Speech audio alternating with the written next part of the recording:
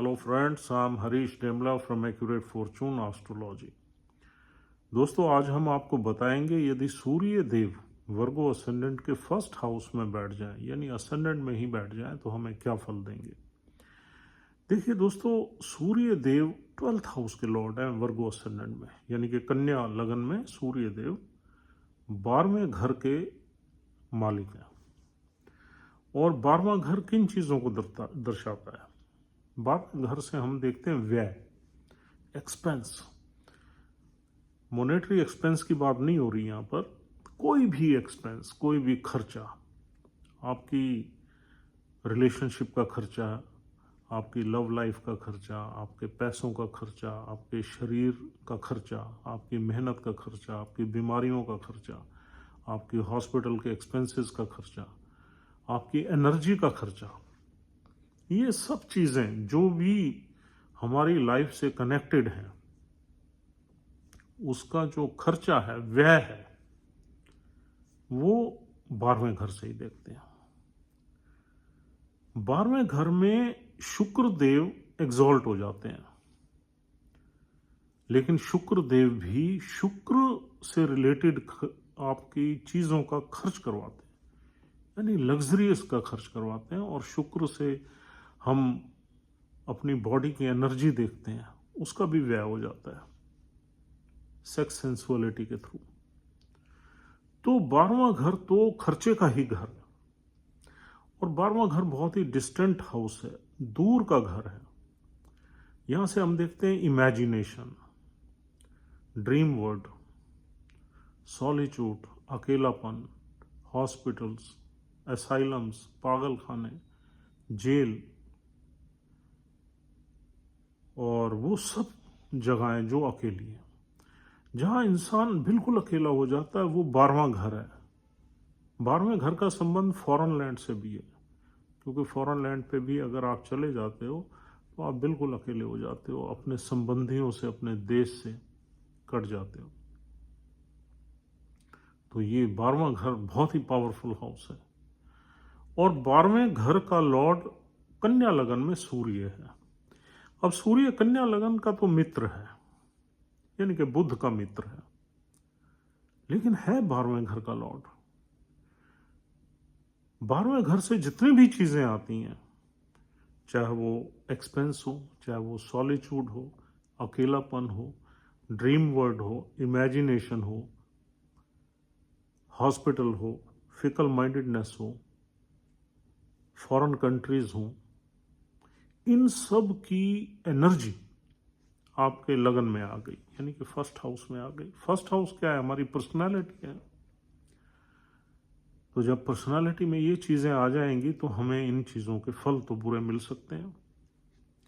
अब देखिए, यहां पर सूर्य देव क्योंकि कन्या लगन में या बुध के लगन में कोई बहुत ज्यादा खराब फल नहीं देते, लेकिन फिर भी जिस एनर्जी को सूर्य देव ला रहे हैं वो एनर्जी तो यही है।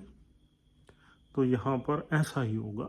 सूर्य देव सबसे पहले इस इंसान में अननेसेसरी ईगो भरेंगे, अकेलापन देंगे। ऐसे लोगों की जो ईगो है वो डेवलप होती है, वो अकेले होते हैं। ये लोग प्राइवेसी लवर होते हैं, ये लोग सोशल कनेक्शंस वगैरह में बहुत ज़्यादा अमेजिंग नहीं होते। हालांकि बातचीत में निपुण हो सकते हैं, क्योंकि बुध का लगन है, बड़े एनालिटिकल हो सकते हैं, बड़े डिटेल्ड ओरिएंटेड हो सकते हैं, परफेक्शन लवर हो सकते हैं, सफाई पसंद हो सकते हैं, लेकिन सूर्य इनको फिकल माइंडेड बना देगा, डाउटफुल बना देगा। सपनों की दुनिया में रहने वाले ऐसे लोग होते हैं, ड्रीम वर्ल्ड में रहते हैं। फॉरेन से कुछ ना कुछ इनका कनेक्शन बनता है, चाहे बच्चों के थ्रू बने, या अपने थ्रू बने, या रिश्तेदारों के थ्रू बने, या बच्चों के थ्रू बने, एक कनेक्शन बनेगा। तो लाइफ में ये फॉरेन कंट्री से, चाहे लेटर लाइफ में बने, एक कनेक्शन बनेगा। ऐसे लोग कभी कभी सरकारी नौकरियों में भी आ जाते हैं, क्योंकि जो बुध का 6 नंबर राशि है वो सरकारी नौकरी में ले जाती है अगर सूर्य उसमें बैठ जाए। लेकिन ये अलग बात है कि ये सूर्य 12वें घर से बैठा हुआ है, तो आप ऐसे समझ सकते हैं कि बहुत पावरफुल पोजीशन नहीं, कुछ मतलब नीचे की पोजीशन, या मीडियोकर पोजीशन में सरकारी नौकरियां भी इन लोगों को मिल जाती हैं, क्योंकि यहाँ पर इस राशि में जितने नक्षत्र हैं वो सब सूर्य के मित्र नक्षत्र हैं। पहला तो सूर्य का अपना ही नक्षत्र है उत्तर फाल्गुनी, दूसरा चंद्र का हस्ता, तीसरा चित्रा मंगल का। तो सूर्य, चंद्र और मंगल के नक्षत्र हैं 6 नंबर में। है बुध की राशि है, मूल त्रिकोण राशि, लेकिन नक्षत्र हैं सूर्य, चंद्र और मंगल के। इसलिए इस राशि में सूर्य, चंद्र और मंगल कभी कभी सरकारी नौकरी की तरफ ले जाते हैं। उसमें और भी कंडीशंस देखनी होगी। सूर्य जिस नक्षत्र में बैठा हुआ है उस नक्षत्र का लॉर्ड अगर सूर्य के अलावा चंद्र या मंगल है तो उसकी प्लेसमेंट बहुत अच्छी होनी चाहिए इसके अच्छे रिजल्ट्स लेने के लिए। लेकिन ऐसे लोग क्रिटिकल नेचर के होते हैं, इनकी शान के खिलाफ अगर आप कोई बात करेंगे तो ये भड़क जाते हैं। इंपल्सिव नेचर होती है और गुस्सा इनकी नाक पे रहता है। कभी कभी सपनों में ये डरते भी हैं, सपने भी इनको खराब आते हैं। वो तब आते हैं जब नक्षत्र का लॉर्ड किसी डरावने घर में बैठ जाए, यानी अष्टम में बैठ जाए, छठे में बैठ जाए। और फॉरेन ट्रैवल्स भी इन लोगों की लाइफ में रहते हैं, क्योंकि फॉरेन कंट्री के घर का मालिक है। हेल्थ को अगर देखें तो इम्यूनिटी इनकी कमज़ोर रहती है, वीक इम्यूनिटी रहती है। पेट में प्रॉब्लम रहती हैं क्योंकि सूर्य पेट का मालिक है। बच्चों से थोड़ी बहुत, जब बच्चे इंडिपेंडेंट हो जाते हैं तो बच्चों से प्यार तो रहता है क्योंकि लगन में बैठा है सूर्य, लेकिन थोड़ी मिसअंडरस्टैंडिंग्स भी रहती हैं, थोड़ी सी कंट्रोवर्सीज भी रहती हैं।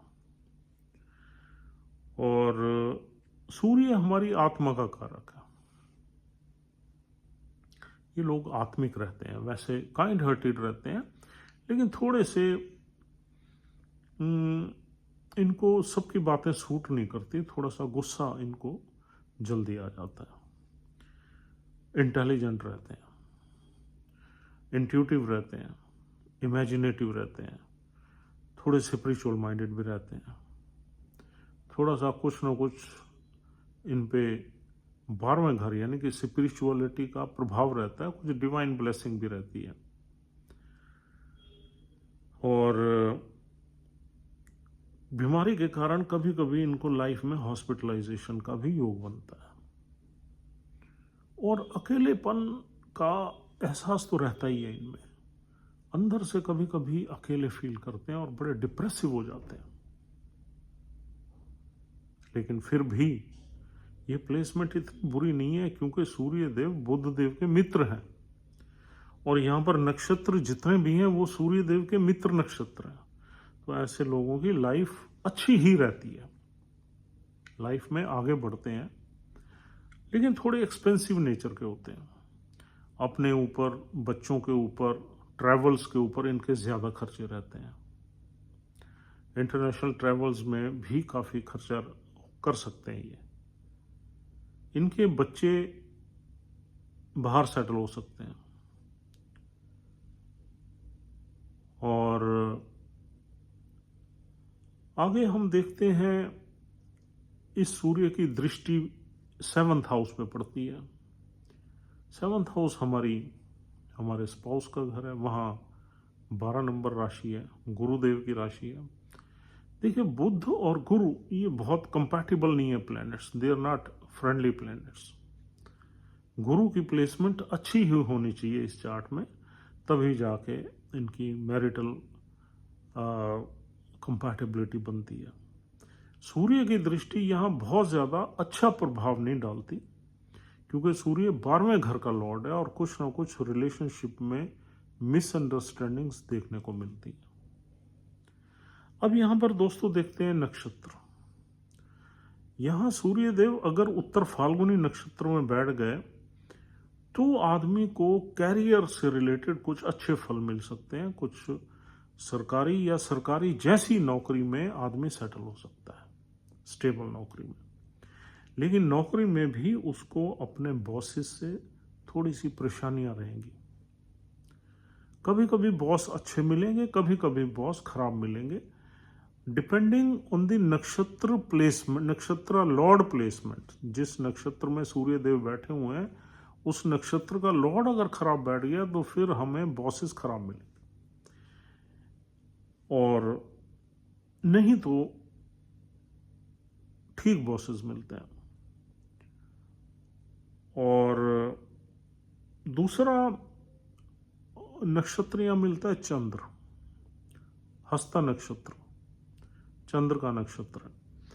चंद्र के नक्षत्र में सूर्य देव भी बहुत अच्छा फल देते हैं। अगर चंद्र बहुत अच्छा बैठ जाए तो फिर ये स्टेट गवर्नमेंट नौकरी में या कहीं अच्छी आपको मून रिलेटेड एक्टिविटीज में आपको ये भेज सकता है, क्योंकि लगन लॉर्ड का जिस नक्षत्र में बैठना और लगन में जो एनर्जी होना, इन दोनों को मिला के ही हम किसी प्रोफेशन को चूज करते हैं।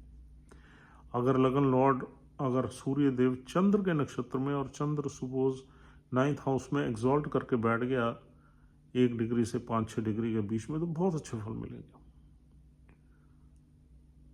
और कहीं ना कहीं आप मेडिकल प्रोफेशन में भी घुस सकते हो। ह्यूमन केयर का प्लैनेट है मून, किसी भी टाइप की मानव सेवा, उसमें आप अपनी प्रोफेशनल लाइफ देख सकते हो। 9th हाउस का संबंध रिलीजियन से भी है, तो आदमी रिलीजियस माइंडेड होता है। सूर्य चंद्र के नक्षत्र में तब अच्छे फल देंगे जब चंद्र की प्लेसमेंट अच्छी है। और तीसरा नक्षत्र है चित्रा नक्षत्र। चित्रा नक्षत्र भी बहुत अच्छा है, सूर्य को बल देने वाला नक्षत्र है। मंगल वैसे भी सेनापति है। अगर मंगल के नक्षत्र में यहां पर सूर्य देव बैठ गए तो मंगल की प्लेसमेंट अच्छी होनी चाहिए। अगर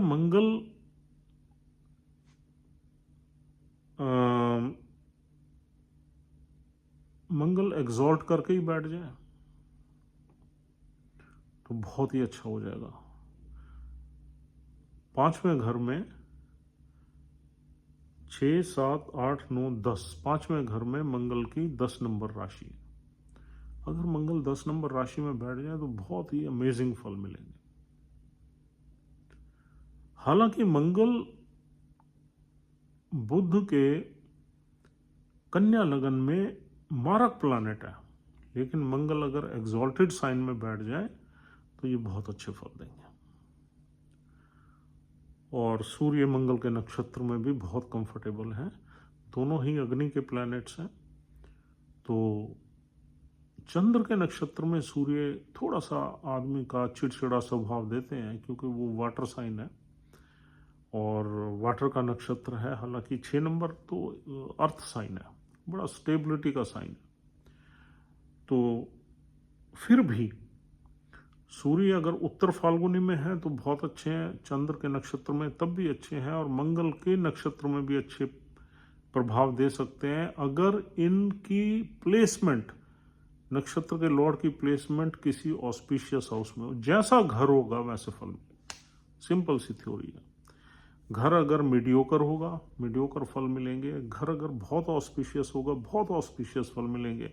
अगर दुष्टाना में बैठ गया नक्षत्र का लॉर्ड तो फिर हमारी लाइफ में थोड़ी सी अड़चने, थोड़ी सी प्रॉब्लम, इनस्टेबिलिटी रहेगी।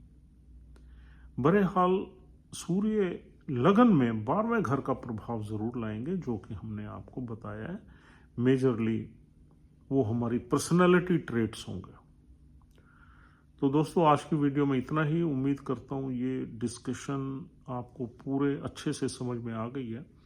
अगर आप हमारी वीडियोस को पसंद करते हैं तो हमारा चैनल ज़रूर सब्सक्राइब करने की कोशिश करें, और एल्स आपसे कल फिर मुलाकात होगी सूर्यदेव की अगली प्लेसमेंट के बारे में। और इसी तरीके से हम वर्गो लगन को चलाते रहेंगे और इसको जल्दी पूरा करने की कोशिश करेंगे। Thank you very much once again. Please take care of your family and have a nice time. Thank you very much.